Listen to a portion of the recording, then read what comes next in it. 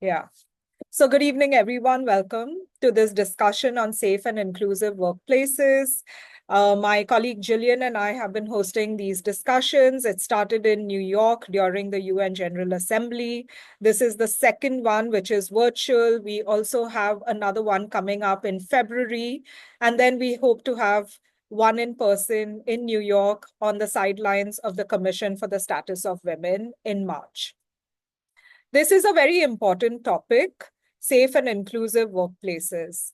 And workplaces differ in many different contexts. Today, we live in a very digital, technology facilitated world, and many people work from home. So you can consider your home also in many places to be a workplace. Some people are constantly out and about, and the streets are part of their environment.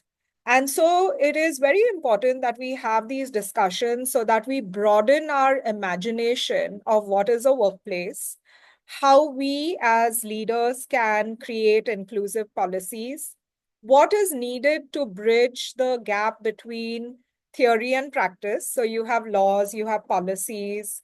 At our last discussion, we discussed in detail the Convention 190 by the ILO on safe workplaces. So how do you actually implement policies and laws to make it resonant to the needs of the people? And so today we have a very exciting discussion.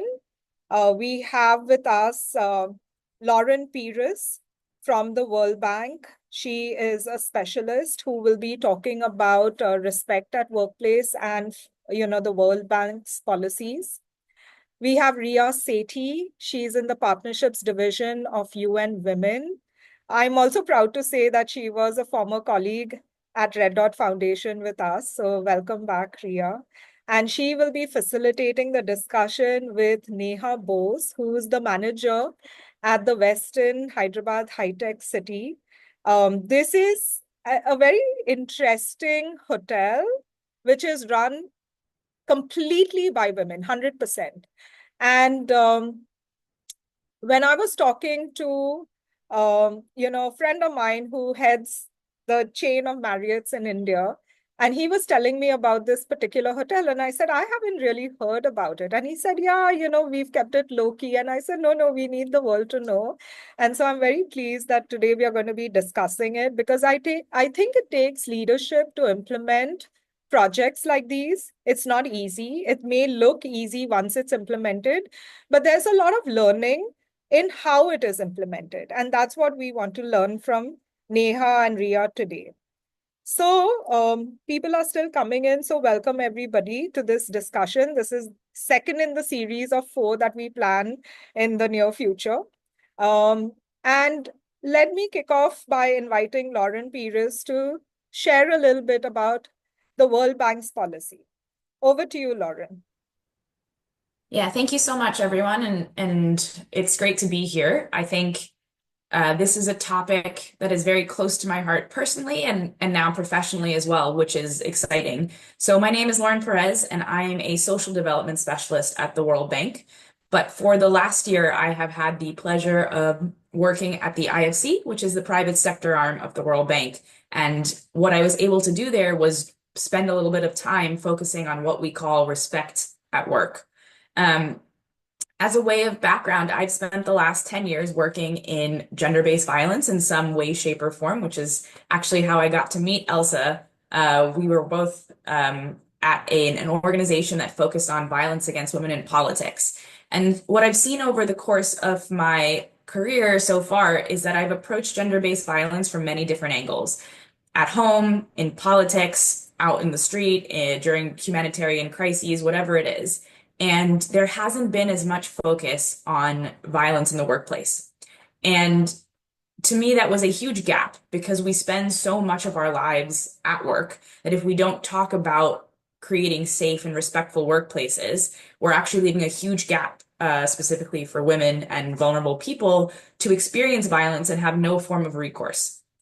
So at the IFC, we have a program called Respectful Workplaces. And what that is using for example, Convention 190 and local laws, we work with private sector companies to support them in creating policies, practices, and procedures that create a space that is safe and inclusive. It's usually an 18-month program. We start with a staff survey that collects ideas and understanding around bullying and harassment in the workplace so we can have a baseline. We then work with each company to implement 2 to 3 what we call commitments. And these sit under sort of 5 pillars, which are leadership and development, monitoring and evaluation, budget, policies and procedures, and then grievance mechanisms. So these are the sort of 5 overarching areas we have chosen to create these commitments in because we have found that this is where we will see the most impact. So over 18 months, we do online and in-person trainings with these companies. We work with their HR managers, and from there, we help them to implement these policies. And what we've seen is that they're, even in such a short span, like 18 months, you can really see culture change. If you have buy-in from leadership, if you have robust policies in place, and if you really work to create a space where it's not just lip service. And I think that's one of the biggest pieces, right? It's very easy for us, especially post-COVID, when everyone's talking about how work-life balance is a little bit more shady now and people are working from home, as Elsa mentioned. People are working sort of not just in the traditional sense. And what we found is if you have genuine buy-in from leadership and you continue to encourage staff to have these conversations, which can be uncomfortable, especially in the markets where IFC and the World Bank work.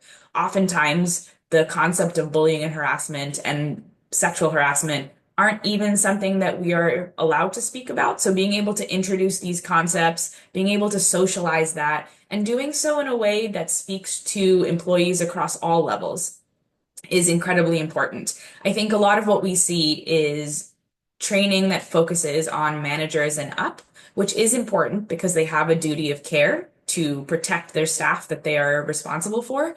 But what we also need to think about is when we're working with companies that have a varied workforce, whether it's factory, whether it's manufacturing, whether it's spread out locations, we need to be able to provide services and knowledge in many different ways.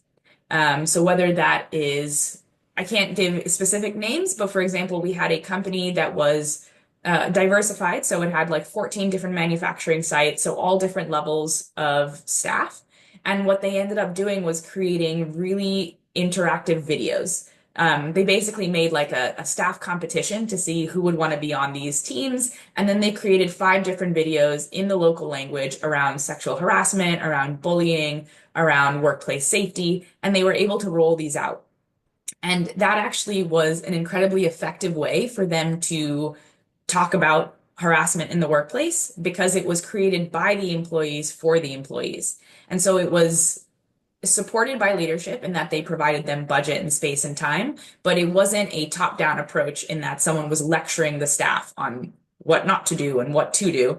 Instead, it was something that was collaborative, and we found that what that did was create so much awareness that it was people were talking about it in the hallways. People actually saw how to use a grievance mechanism. And what that meant was we saw an increase in the number of cases reported.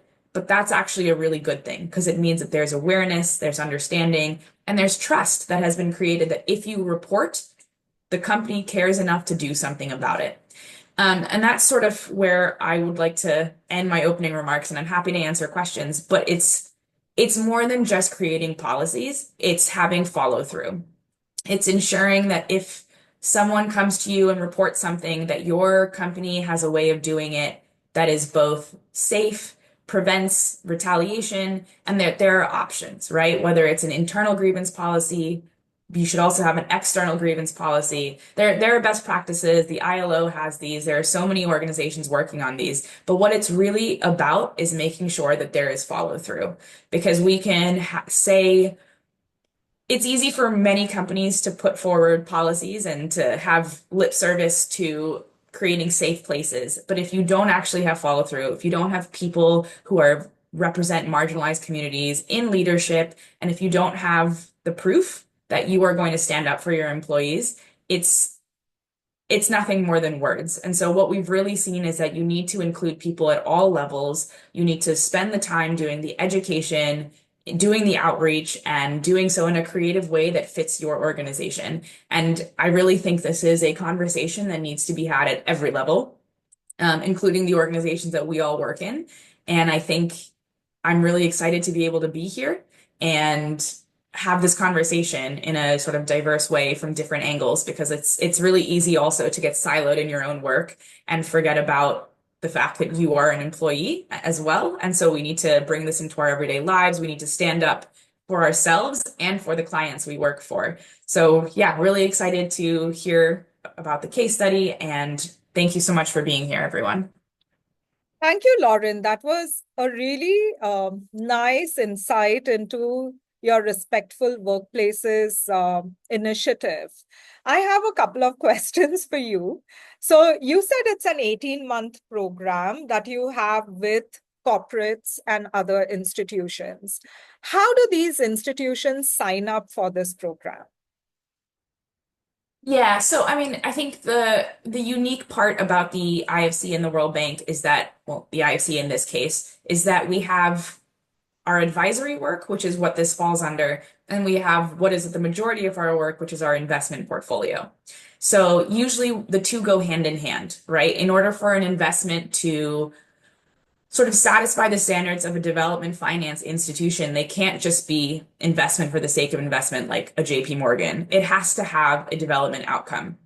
And so part of usually the way it works is our investment officers will partner a company with an advisory service that they think makes sense. So for us, we have most recently, we finished this program in South Africa, which is a focus country for IFC because of its transition in the green space, because of the way it's working. And so the way companies are introduced to this program is through investment.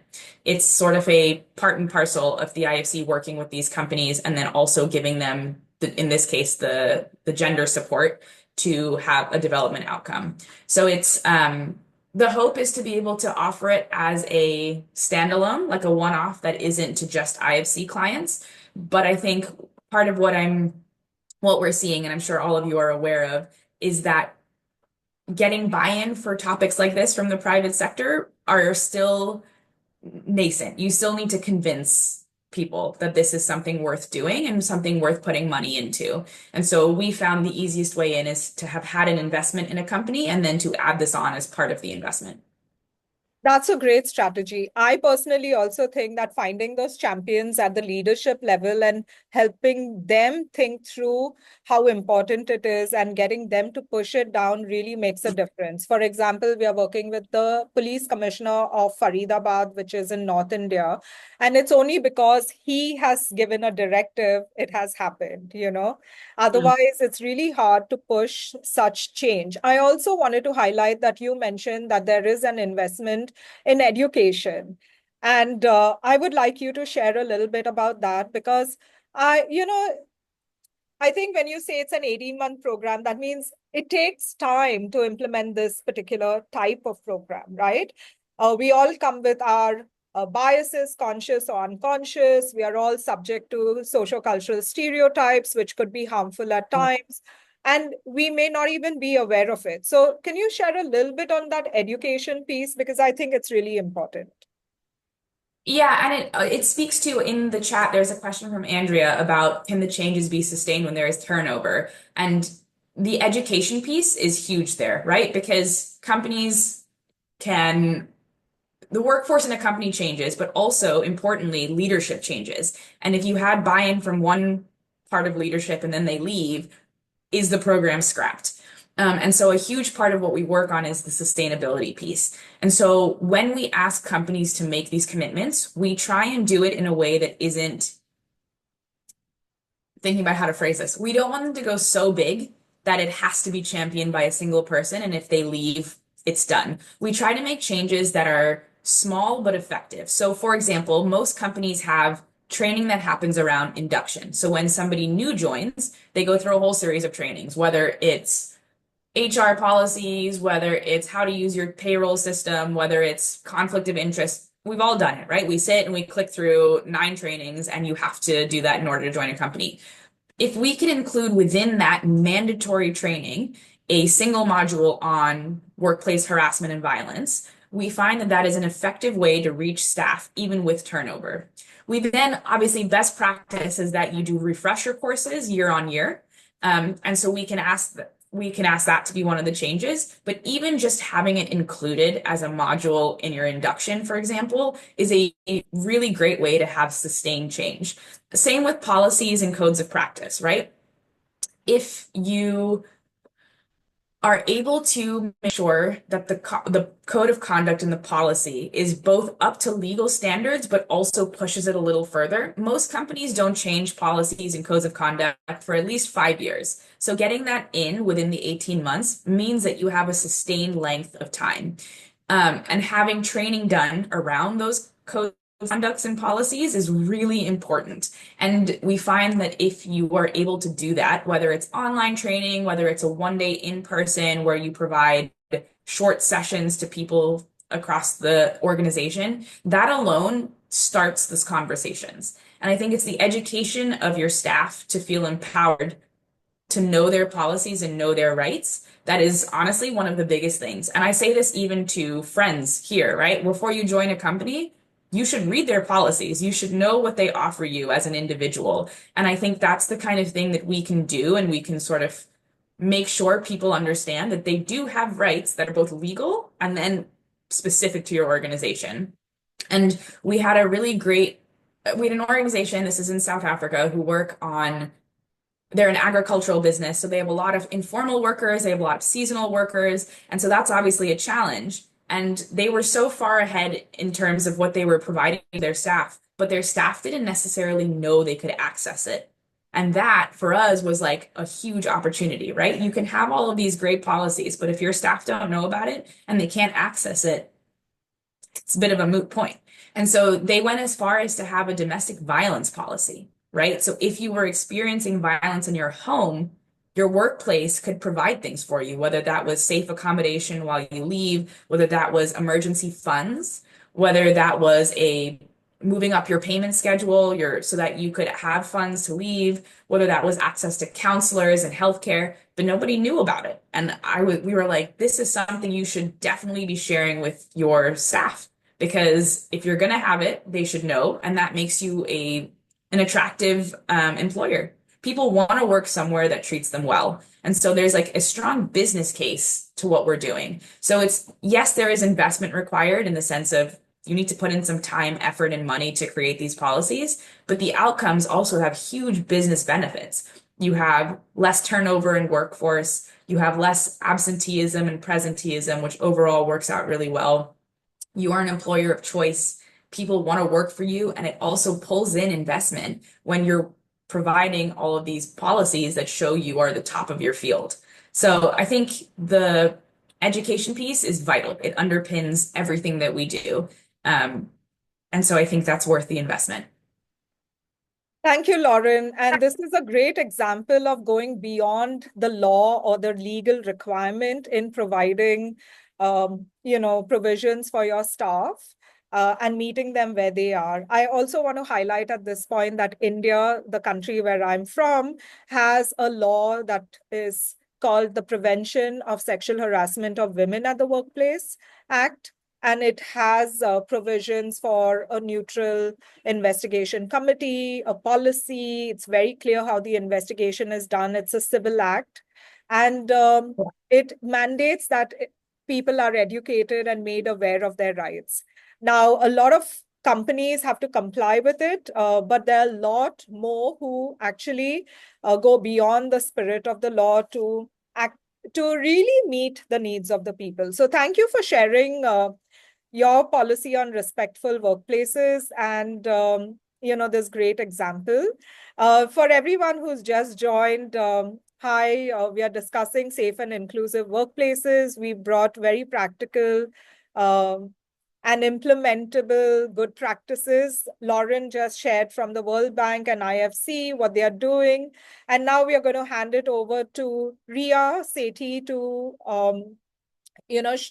take us through the case study along with Neha Bose, who's the manager from the Westin Hyderabad HiTec.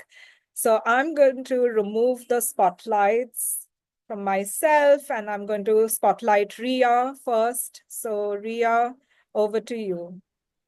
Thank you. Thank you so much, Elsa. Good morning, good evening, good afternoon, everyone. Welcome to this discussion about inclusivity and diversity at the workplaces and how to make workplaces a safer place for everyone. This particular case study is about a hotel in Hyderabad called the Westin HiTec, and it is completely and entirely run by women. It is an incredible case study for the country of India itself and the community of South Asia. I've been talking about it at the UN Women from where I work currently as an intern, and it's something that even most people at the UN haven't seen in a lot of places. So it is an incredible effort to achieve diversity and inclusivity and safe places at work. Now, I'd like to hand over to Neha Bose to make us go through the presentation. Hello, everyone. Just allow me a moment to share the presentation.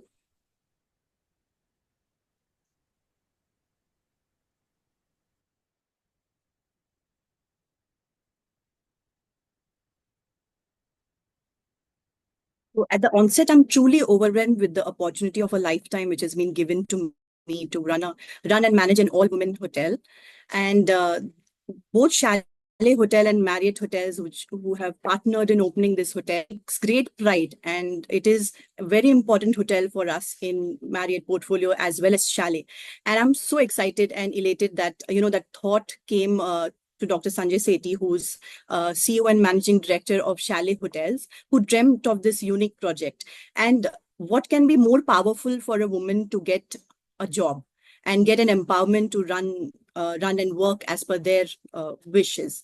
So that is something that's the idea behind, and that's the way that how safety and inclusivity is brought into all the ladies who are working here feel safe and inclusive.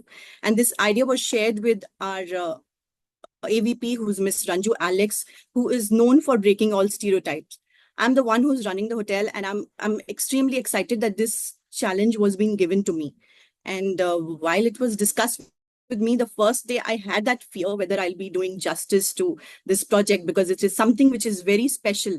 But I'm so excited to share that we have broken all barriers, and this hotel is unique in many ways. It's not just run by all women team, but there are different roles that women here are doing. It's not just front office and the operational department like food and beverage, but we have lady engineers, we have kitchen stewarding head, our security manager is a lady, and so on and so forth. All the women are like running it and, hitting the ball out of the court.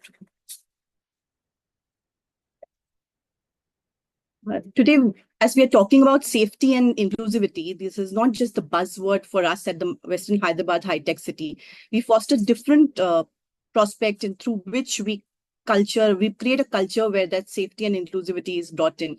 And Lauren already spoke about onboarding process, and we have a very strong onboarding process, which is not just 2-day session that we do, but we introduce them to all the policies, all the concept that we have. Then we also create a place where the first and foremost thing that we want them to understand, to detach all the fear and just open up and start communicating and having a lot of communication with their managers and leaders.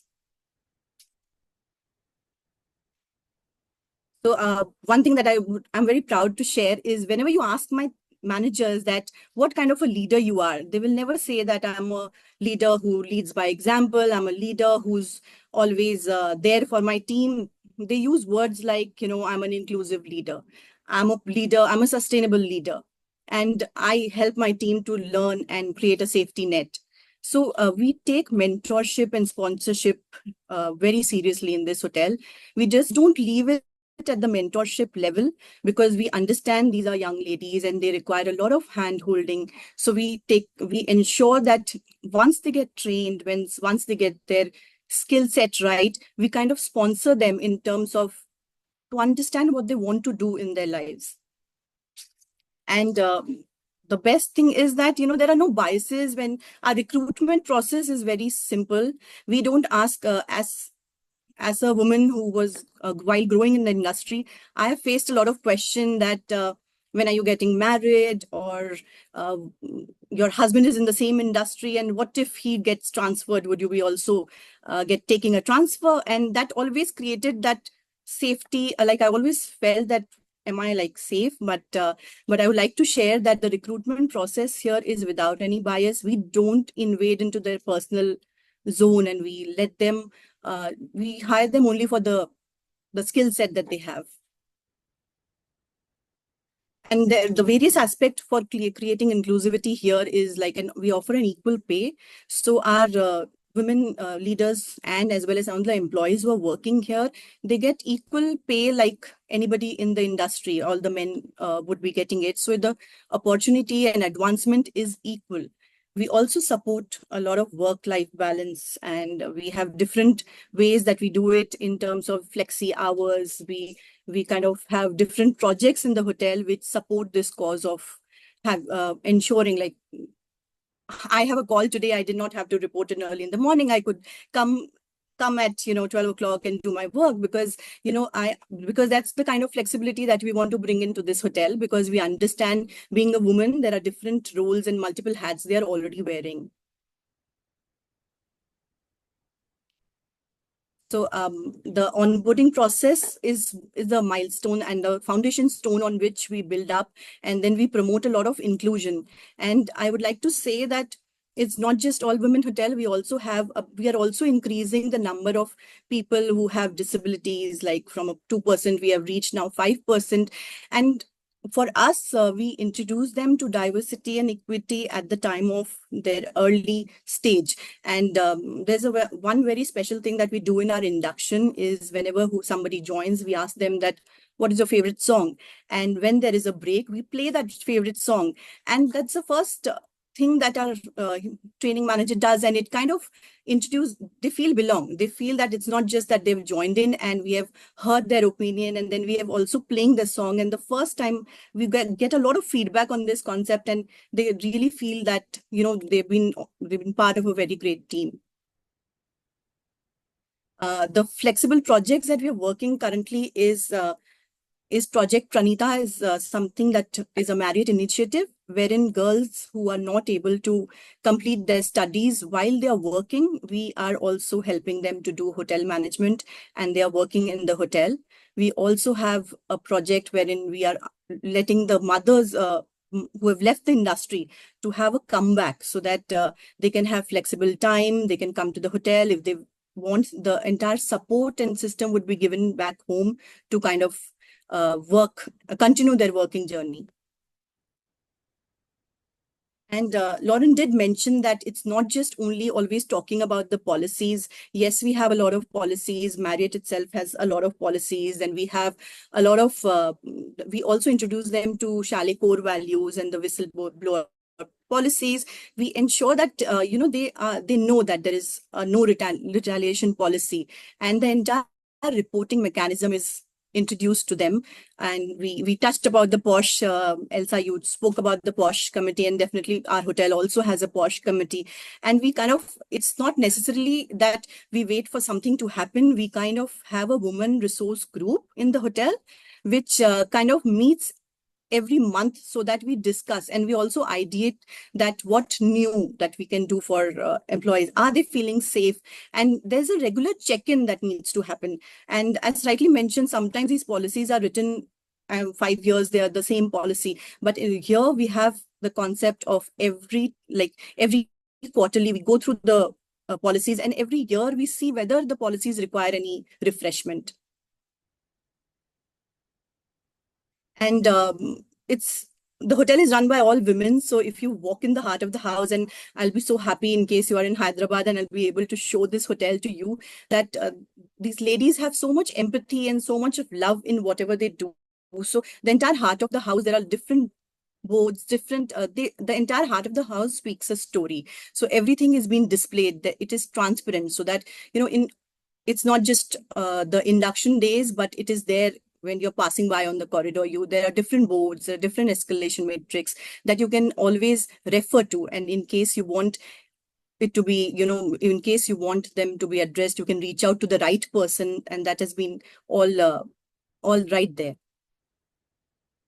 And while we were opening the hotel, there was one more thing that came in my thing, that we are opening an all-women hotel.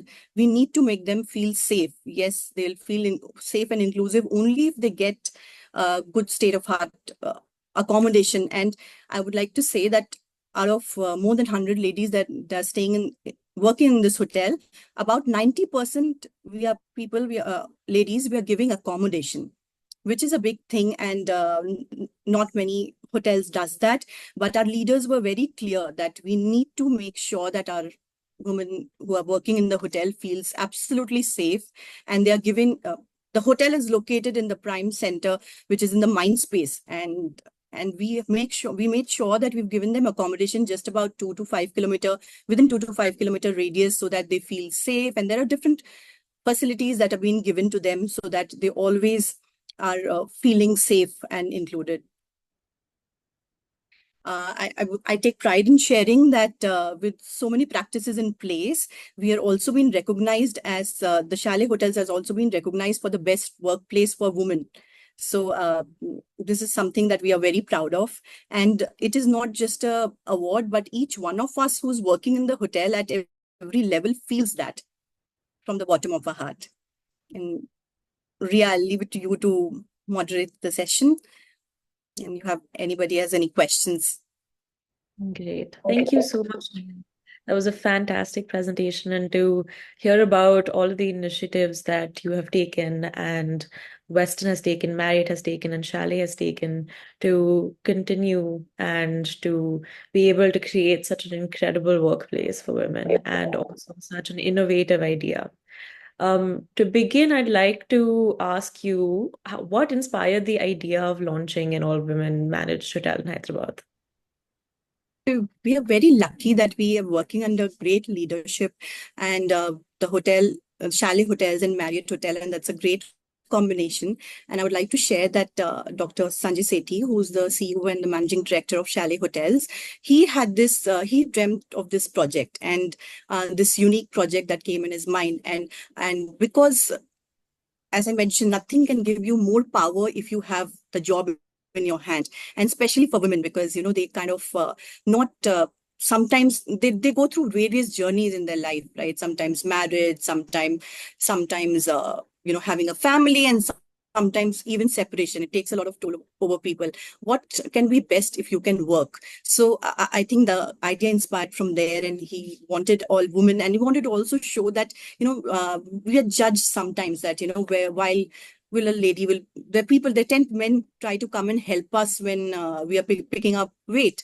So that was the idea, that we wanted to prove that that we can do it. And we have our area vice president, Miss Ranju Alex, and she's always very eager to take up new challenges. And then the then cluster general manager of Hyderabad reached out to me and asked me that if I'll be excited to do this. And the only thing that was I was told is that you just have to be like, you need to have an attitude that you can do it, and you need to have passion. Only people who have passion and only women who feel in this concept should be joining this hotel. And yes, I raised my hand. That's fantastic. What were the initial challenges you faced when you were, trying to get this to come to fruition? So the recruitment was but that challenge was in my mind. I just realized that, now when I look back, and sometimes that time it seemed to be such a big challenge.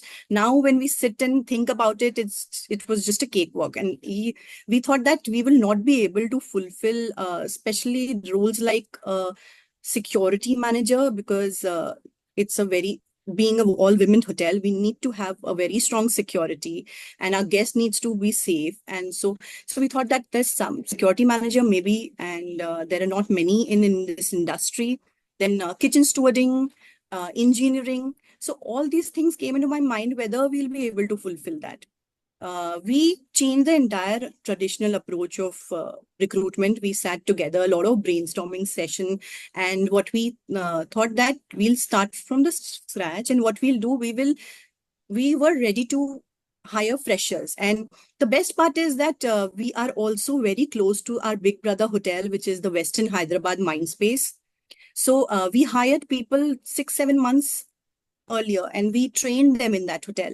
We were able to train them in that hotel, and then we got them here. So there were a lot of freshers who are being trained, and we were able to fulfill all the roles. And when we started speaking about this hotel and hiring and scouting to different colleges, we went to engineering colleges, and we thought that there were women who said that yes, we there are many women in IT industry, but I want to do something for the hotel. So everybody was open to take that challenge. So I think what we thought then was a challenge was not a challenge at all. And I am a strong believer that if a woman is being asked to do something, we always conquer. That's So we were fantastic. able. Process was gratifying, I would say. I can imagine. And you speak about how the challenges were originally, well, you feel like they were, well, more in your head than when you actually put in the effort to go and scout people from colleges, and they were very willing to do that. And that's my call to other organizations and corporates to actually put in the effort to try and see, and they'll be surprised it's actually easier than they think it is. Yes. Could you share some detailed stories, some successful stories of how mentorship and sponsorship within the hotel have led significant career advancement for the women in your hotel? So, so in our hotel, it's the mantra that empowered women empower women. So we empower all our leaders to take decision. And what we have taken to ourselves is like, if you go to any of the hotel, you'll not find a single lady working. Like there would be two ladies working in kitchen, but I have about 30-35 team members who are working in kitchen. And it is not just bakery or a cold kitchen, but they're working. I have a team member who works for tandoor section as well. So, and this is all because of the mentorship and sponsorship which our team has done. And I have a specific example, my food and beverage manager, Miss Parul Jaiswal. So she hired, she did the hiring, and then she had a young girl who was a hostess and then joined us as an executive. And she was doing extremely well. First year of operation, she was able to make the team also learn, and she was also learning in the process. And then we thought that, Parul was able to see that there was, she has a lot of commitment and she can do something with the beverage section. She can be a good bartender as well as beverage manager. So she started training her, and this happened only because there was a lot of mentorship and sponsorship which was happening hand in hand. And I'm so happy to share that Roshni, who the person here, she shifted her focus. She also learned, other than the guest service, she also learned the entire beverage program. She also during her, there was a cocktail competition, which was happening in Marriott and in Hyderabad. In this region, she was one of the top 3 participant. And now she's the one who's handling the entire beverage program of the hotel. So this is how mentorship and sponsorship has helped us in this hotel. I'll also share that I was we collaborated with Vedika Scholars School, which is in Delhi, and there's a program called Shadow a Woman Leader. So here there was a young girl who came and to shadow me, and I had 5 weeks with her. So while I thought that mentorship is easy, and now I've done almost spent 2 decades in this industry, and it will be easy. But she was from a different. She was not a hotel. She was not going to join the hotel. So the questions that she asked me, every day, I think I had 100 of what if questions coming to me. And in that process, I think more than me mentoring, Kavya became like Kavya mentored and shadowed me. And I'm so glad that, she reached out to me last week that she's got a job as an executive assistant and at PB Law offices. And now with us doing this mentorship program, the Vedika Scholars School, they want more of such programs and more of those collaboration with us. That's incredible. My last question to you would be, what impact do you think has brought upon the overall work environment and guest experience of you being a diverse and inclusive hotel? So if your people are happy, they will keep your guests happy. And I think in this hotel, everybody has an opinion. So we believe and we follow the same concept of the soccer team and a football team. We are not the leaders who will just tell them to follow instruction. So what we do, we change different areas. Sometimes we are a goalkeeper, sometimes we play forward short, sometimes we are at the defense position, sometimes at the mid position. So in that way, we are able to train and groom our team, and we allow them to do the things on their own. Because what will they do? A mistake, and we are here to kind of help them, and in this entire process. So this has helped them to become extremely empowered. So at the shop floor, they are taking decisions on their own, and they are doing a lot of stuff, and they become really passionate to do things for the guest. So that kind of inclusion has helped us in kind of creating a culture where they are happy. And it's a young team, so you need to keep them the fun aspect and the fun element also here. And I'm so happy that every guest that comes into the hotel, and whenever they're staying for the first time, we do so many video calls with their family, and we do so many pictures that they click with us, because they can't believe that it's an all-women hotel. And they also use it in their presentations at workplace, that this is one hotel that it is run by all women. And if I talk about my guest feedback form, so there are we are number one in not only South Asia, but we are also in APEC among the top 3 hotels. So that is extremely, our scores are above 89, our employee engagement scores are also very high. And I think that has happened only because of the strong foundation that we have brought in. Absolutely incredible. Thank you so Thank much, you. Neha. You have given us an incredible insight into how we can create diverse and inclusive safe spaces and workplaces for women and for all genders. And I think, this is a call to action to all the other corporates, to all the other hotels, to maybe try and do this, follow this example. And you're even telling us that you've inspired your guests to talk about it at their own companies and corporates, which is fantastic. We have a question in the chat. The question is, do Chalet/Marriott plan to expand this concept to other cities as well? Would you know that? Definitely. I mean, we have done that kind of work that I'm extremely confident that both Chalet and Marriott would be wanting to do that. So at the moment, I've not heard of any such project. But yes, with the kind of platform that we have and the bar that we have raised at the hotel, they would definitely want to do such hotels in other cities as well. That's great. I hope to see more initiatives like this. Definitely. Meanwhile, I'm ready to send all my ladies with wings to different cities to work, and they can start encouraging a lot of people who are around to kind of have this concept and bring in at least more women leaders as well as women associates in their team. Absolutely. I think that would be incredible. So Neha, And thank you for sharing this wonderful case study. I think there's so much to learn. And one thing that you mentioned was this mentoring and coaching.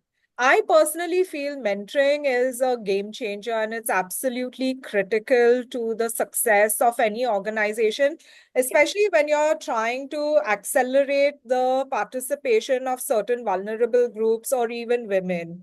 I personally have benefited from mentoring in my previous organizations, and at Red Dot Foundation, we invest a lot in mentoring programs.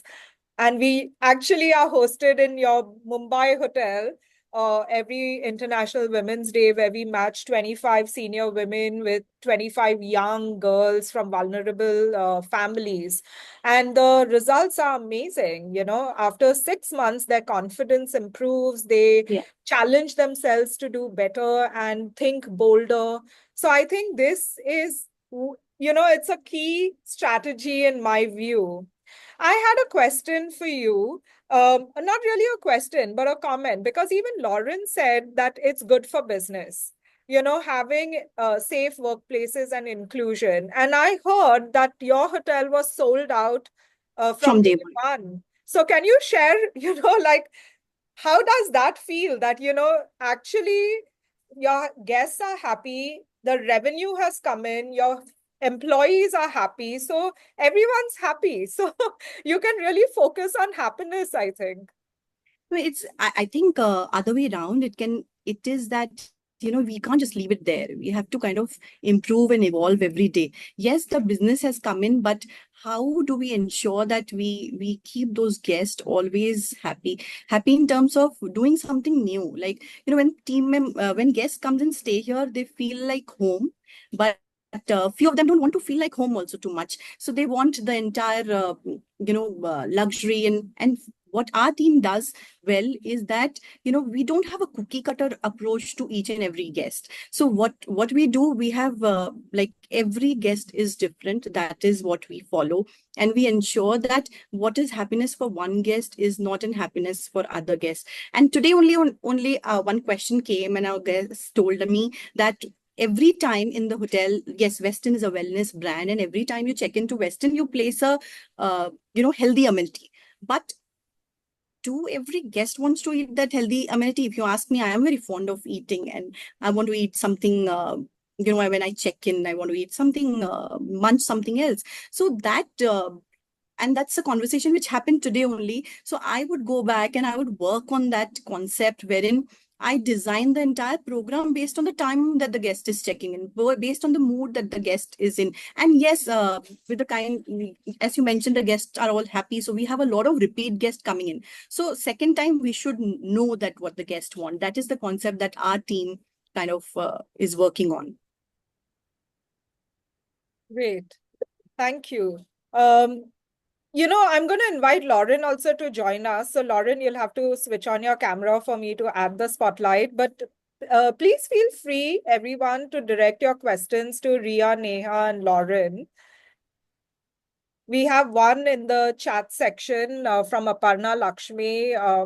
Aparna is from Delhi. So have you ever faced any backlash from men, as some people are too cynical of women's successes? That's to you, Neha. So, I mean, sometimes, our guest voice scores are very high. And why it is high? Because of the passion that, when we are, as women, we are born with empathy and natural, the caring and aspect comes naturally to us. But there are sometimes that I get questioned that this hotel is run by all women. So that's why maybe the scores are too high. So that is something that I challenge them that why don't you come and work here one day and you'll see that what my women leaders do. And that's why what I kind of do, I show them this is what they have done. There are so many stories. So we don't keep it constrained to our hotel. We are very happy to share. And every week we kind of publish one story and what has helped us achieve that guest engagement scores. And that's what we share with the entire Marriott group internally, that yes, this guest was happy because we have passionately, our team members have done something. They have engaged. It's not just engagement. We do some meaningful engagements for our guests. Lauren, did you find any similarities between some of your good practices and what you heard from the case study? I mean, absolutely. I think it's the goal, right? Like if we could be able to suggest something like this for companies, it'd be amazing. I think ours is a little bit more soft touch, so it's really nice to see. It's nice to see what we could be aiming for, like a really perfect example and a case study. But I think you highlighted it, right? It's like it's good for business too, and I think that while we should also be doing this because it's just what's right and what we need to be doing, I think leading, especially in the private sector, being able to lead with strong evidence that it's good for business is one of the best ways that you can get buy-in and then bring people along to see like the positive from a moral and ethical perspective as well. But yeah, I mean, I think it was so nice to hear all of the positive outcomes. And also just, I think it's more everything you said about providing training that went past just the safety in a workplace. Like, that might be what we anchor these discussions on and where we can start. But the positive impacts that spread out from that is really what spoke to me. I just think the idea that it can go so much further than just creating a safe workplace, but to also creating an empowered workplace. For me, it was that transition piece that is what we're really all aiming to do, right? Like we can create a place where we don't experience violence and harassment, but creating a place that also empowers us and empowers the people we work with and for is the goal. So it was just a really nice case study to listen to. And I hope I hope it spreads like wildfire. Thanks, Thank you Rob. so much.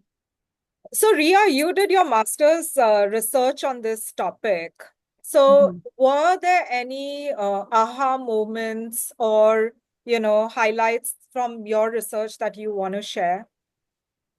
Absolutely. Actually, one of the research papers that was cited in my own research paper was something that the UN Women did with Oxford. And it's a case study by the business school that showed that brands with inclusive practices achieved 16% higher long-term sales and 54% greater pricing power, which already shows you that if there is inclusivity in your brands, in your workplaces, then it is already going to give you an incredible amount of revenue that you can create from that. You are basically showing the companies and the corporates that it's good business sense. So if you can't appeal to their humanity or you can't appeal to their morality of things, then you have to show them that, okay, this is working for you because it's a capitalist world. So in that sense, that if we, invest in more research papers that actually show that it's good business sense, the question will not be why should we invest in, DEIB policies, but it should be when should we start? So yeah. And that should be like yesterday, right? Yeah, absolutely. Okay, so you're also in the partnerships department of the UN Women. What are you trying to do over there? So the partnerships division at UN Women is basically a division that handles national committees all around the world. National committees are charities that UN Women has set up in various countries to fundraise for various emergency appeals, like what's happening in Gaza, for example, or what's happening in Afghanistan, but specifically for women.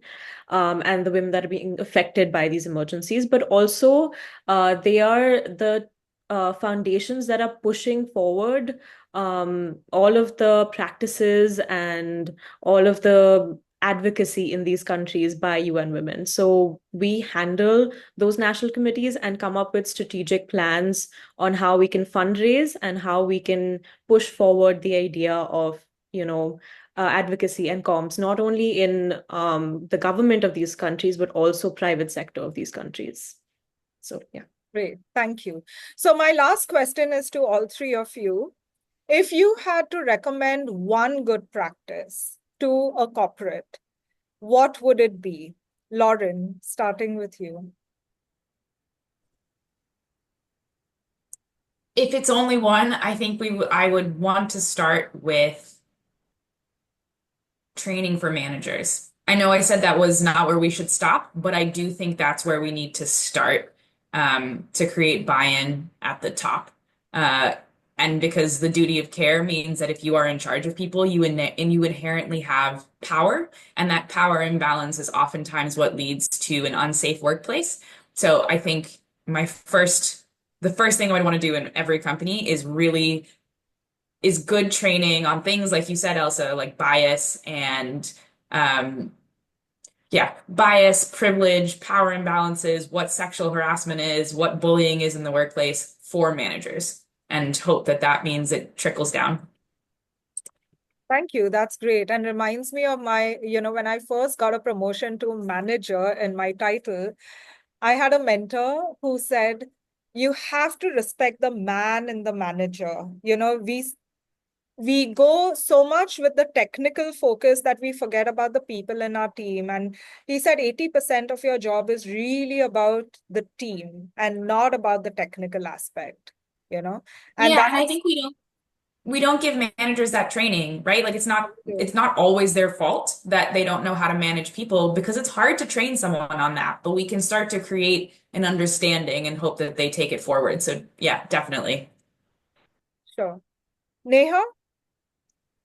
So if you tell me that, I would say to park their unconscious biases and do not invade in the personal space at the very first beginning, because at the interview process only, if you are asking a woman that, you are 28 and when are you going to get married, or if somebody who's come in that when are you planning your baby, I would want them to kind of put the unconscious bias aside. And if a person has come for an interview, then she's quite confident that she wants that job.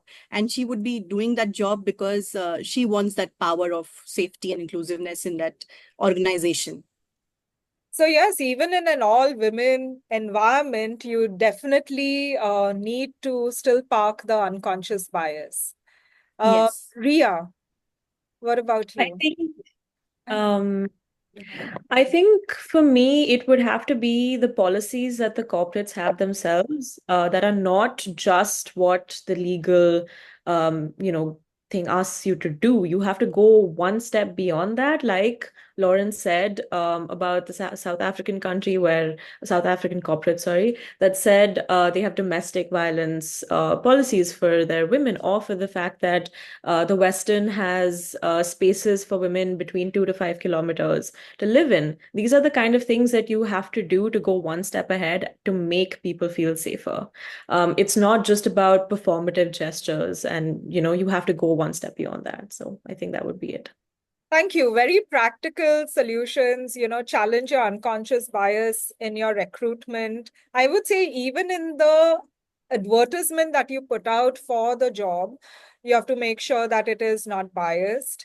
Training of the managers, I think that's great. And then go beyond just the policies. I remember there was this one corporate or one institution that actually drew out their policies and made it illustrative, because nobody wants to read legalese, and they don't even understand what it means, so they simplified it in an illustrative form so that it was easy to understand. So thank you so much. I really enjoyed this discussion. I am now going to invite everyone to join us in the breakout rooms, where we want to hear from you on what are the good practices in your organization? And we will be discussing two questions. How might we create safe spaces in our organizations? And how might we create policies that enable safe spaces? So thank you so much. Oh, there's Palak who's raised his hand. So if you have any questions for our guests, please, this is your moment before we jump into Yeah, the details. hello, hi, nice to see everybody discussing what you're discussing. I hope you don't mind me taking up just 1 minute. I Am I audible? Yes, go ahead. Yes, so before you break out, we break out into, we just spread out into breakout rooms. I just wanted to say that this is my first time attending a session that you've held, and I followed Rhea for a while on LinkedIn. That's how I got to know about Red Dot Foundation itself. And yeah, just excuse me for taking a minute of your time. I am actually a master's student. I'm studying psychology, and this has just been a phenomenal discussion. I'm so glad I registered for it, because when you talk about safety, it's rooted in psychological principles, right? You talk about institutional accountability, like Lauren mentioned, about following through, right? That is rooted in psychological principles. Training, I think something like bystander intervention trainings, learning how to safely intervene and challenge abusive behaviors, all these things uh, are important to discuss, and I would love to see more of uh, that discussion happening as well. And I cannot hopefully I get to contribute to the work that you're doing as well. But again, it's been a really phenomenal discussion with actionable insights as well. Yeah, I just wanted to add that I cannot wait to attend more sessions Yes. as well. Yeah. Sure. Thank Thanks, you. Yeah. Palak. So we at Red Dot Foundation host a lot of workshops on unconscious bias, challenging unconscious bias, on bystander intervention training, on the Prevention of Sexual Harassment of Women at the Workplace Act, the similar ones for, the Indian penal codes for public space harassment, and so on and Right. so forth. So Yeah, get in touch with us. I put our definitely. email, and follow us also on LinkedIn and Facebook and Done already. Instagram. Yes. Yeah. Thank you. Okay, Thank so you so much. Yeah. thank you, Lauren. Lauren had to leave, but I am now going to open out 3 breakout rooms, and I would love for you to join and have a chat about it, and then we assemble in 10 minutes in the main area to hear some of the insights. So you can organize amongst yourselves who will take the lead to make sure that everybody speaks, and who is going to also be the rapporteur when we return back. You'll have about 10 minutes in the breakout room.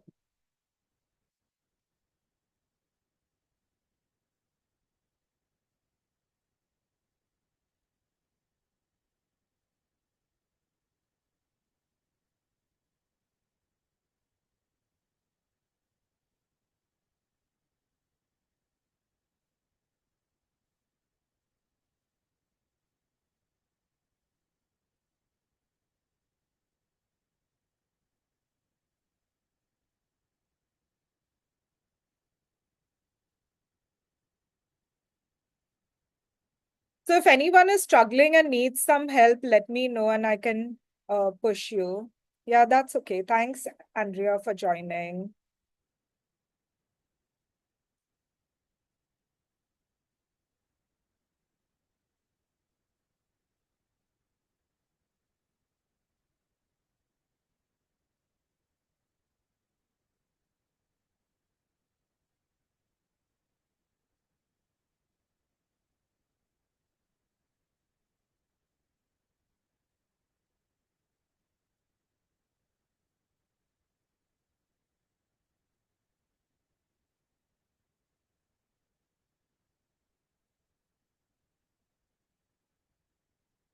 Made me feel safer, but apart from that, you can take the lead. Yeah. Okay. So I head the HR functions for the hotel that Neha was mentioning about. Right. So yeah, so along with her, we are trying to, drive a lot of change with all women workforce. So that is something that is very exciting for the entire leadership team that we have at the Westin HiTec, because it is something, it's a very unique concept. And as Neha has shared, right? So you could feel the passion that she was sharing it with. Yeah. So it's something that we all feel very passionate about, and we are like very excited, and we want to make it like a success, and we want to actually have it screamed out loud that we are doing great. So I Exactly. think that's something that we have been running, and uh, yeah, what else? I don't know. So anything that you want to ask me or share with me, anything on those lines? Right. So I am just extremely happy to learn about what the work that you are doing through the presentation as well. I learned about a lot of policies that you have in place, a lot of strategies that you use as well. Yeah. So no questions per se. I think everything was already asked about already. But yeah, incredible work, and exactly like Lauren said, right? Hopefully, it just spreads out even more. Yeah, yeah. So that's what, so like how Neha mentioned, like unconscious bias is something that we are truly working on, removing. And as well, it is very great. It is great to see like women empowering other women, and we want to create that vibe. Generally, there is a general feel that when women are together, it is seldom that it ends in peace, or, you get those kind of Mhm. negative feedback all around, correct? Yeah. So we generally do tend to hear all this. So I think it's very motivating to see that 100 plus women when we work in true like collaboration with each other. And I'm not sure if Neha mentioned, but we were also on, like, we have something called guest voice, which is like our customer feedback. So we have been leading the chart, not only in India but also in Asia Pacific.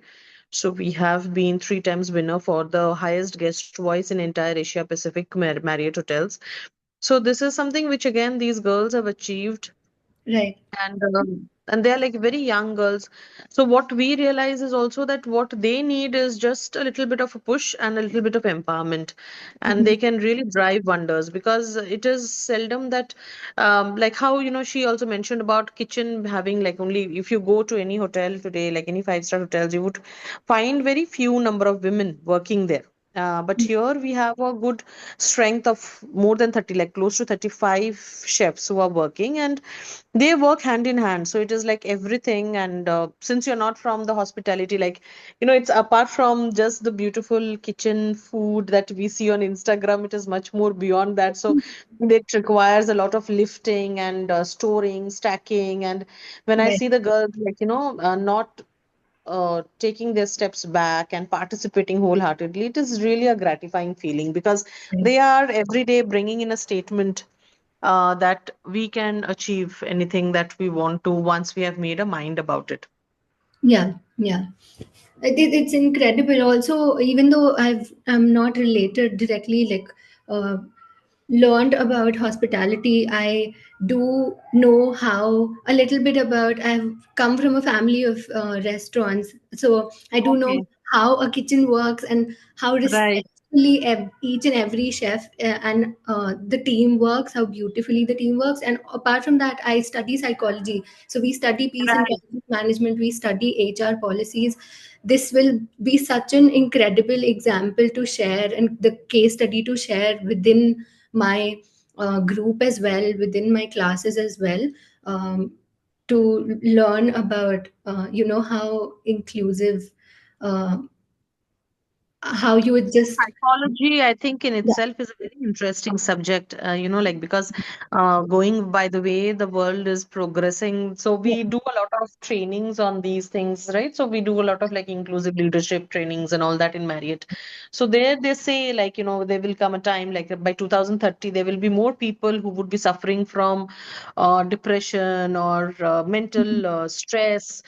I think that's where we would need people like, you are doing such an excellent job of studying it, because these are like, in today's date and time, I think people mostly run behind AI, studying Mhm. AI, studying software, and we rarely find people studying psychology or these things which are truly going to help people to come to terms, because it is extremely important today to maintain that balance in the mind.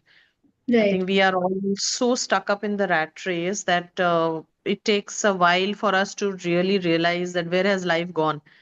And in such a situation, when so how do you find like studying psychology? Like, do you guys have to do projects, and how is it like? How is it at I your end? study clinical. I'm a clinical psychology student, but I've studied industrial organization as well. So HR comes under that. Policies, peace and conflict management, legal perspectives, all of that comes under that. But apart from that, I feel like these personal skills that you need. I will be graduating soon, starting my position as a therapist somewhere, but then still I'm extremely important, like I give a lot of importance to, I'm extremely interested in the subjects, uh, the intersection of gender as well, right? Talk about climate change a lot, worked in that space a little bit. So I feel like you mentioned, apart from just the discipline and being extremely engaged in my academic interest, I think this is very important for me and in general for all of us to hold these conversations, learn about these initiatives, policies that are coming Right. up, be included in these uh, discussions as well. Also, what Red Dot is doing, right? So Safe City uh, is extremely, like, using data to analyze all these trends is extremely important, because something as small as fear perception can be analyzed through the data that is being collected from Safe City, which can be huge, right? Because you have a policy of you giving that facility to your employees, that so that they feel safer. So the fact that you mentioned they live around in the vicinity of um, sorry, I'll just quickly finish this. 5 kilometers, right? So the fear perception itself holds women back. Studying that and then understanding if somebody has gone through sexual harassment, understanding what trauma-based approach you can use is where clinical psychology comes in, right? So it's all interconnected, which is very interesting for me to explore and learn about. Yeah. That's nice to hear. So Yeah. our breakout rooms are going to Right. close, Yeah. but I had a question for Romy. Do you find that because you have such a great working atmosphere, you have more applicants now? Okay, you Yeah, said so yes. yeah, so I just replied back. Yeah, so when we initially started off, as Neha said, that it was little, we all had that fear in mind, like will we be able to fill in those unconventional spots? And it was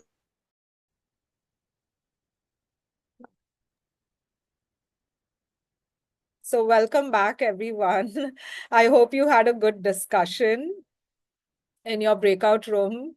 I know in mine, we got cut off mid-sentence, but anyone wants to share any insights that they had in their breakout room? I mean, we could not get chance like everybody can get connected, but I had a concern about those people who are joining late, like specifically like the women who are housewives and then they are thinking of doing first job at 30s or 32s, and then how they are treated at workplaces. So Can I that give could you be. an example of Red Dot Foundation? So we have a colleague who and it was her first job that we gave her at the age of 60. So she had never worked before. She had always coordinated her building staff, her area locality management staff, her church staff, everything free of cost, but had never ever worked in a proper institution, never earned a salary check. And when I offered her a job, she said, but I've never worked. And I said, you have worked all your life. You've just done it for free. Can you now start working for us and we'll give you a check? And that's what happened.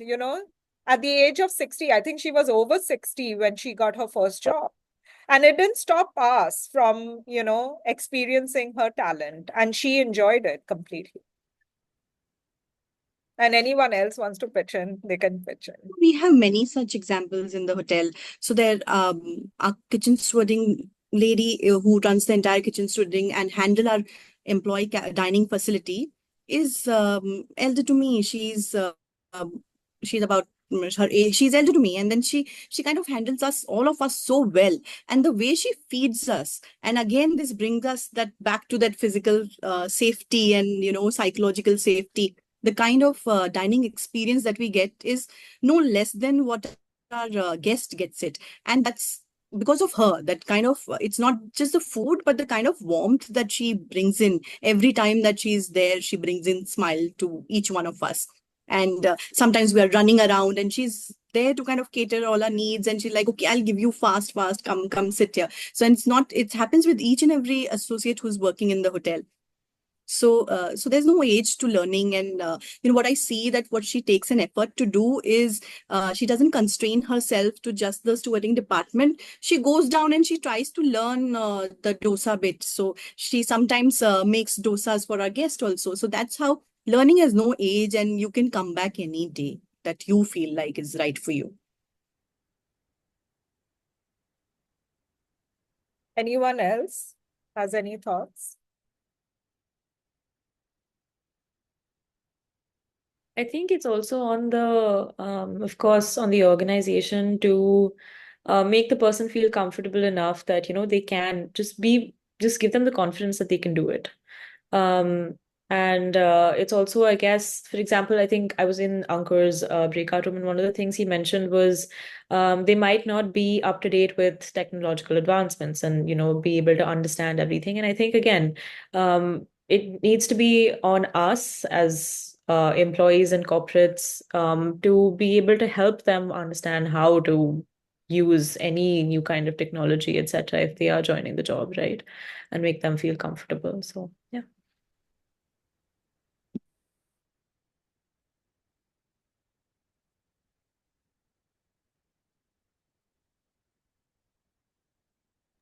Yeah, any other thoughts? Great. So with that, I'm going to pass it to my colleague Gillian to give us final remarks. Thank you, Elsa, and thank you everyone who joined today.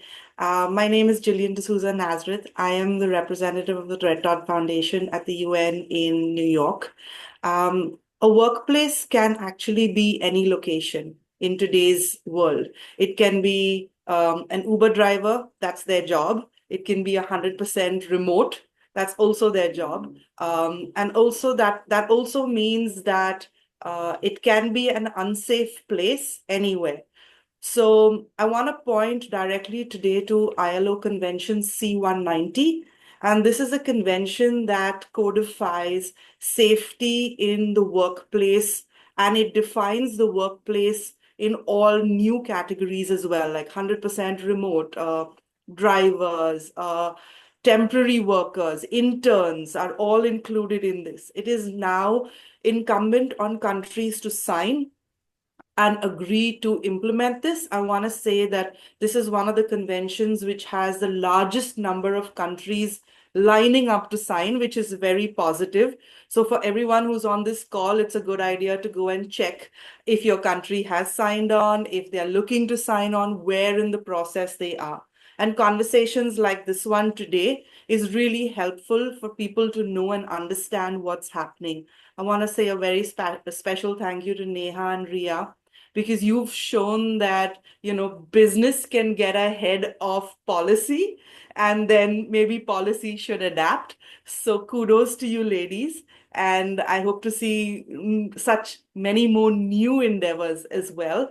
To Lauren, I know she's dropped, but she brings policy to center stage. To Elsa for hosting this, it was her idea to keep doing it consecutively. If you've missed the first one, the next two are coming up. And if you're in New York in March, please join us in person. For the last session as well, we've already had the ILO join and give their perspective. We hope to have more in the room another time. But for now, I want to say thank you to everybody from joining from all over. I wish you a good day, and until next time. Thank you. Thank Bye. you. Bye. Thank you.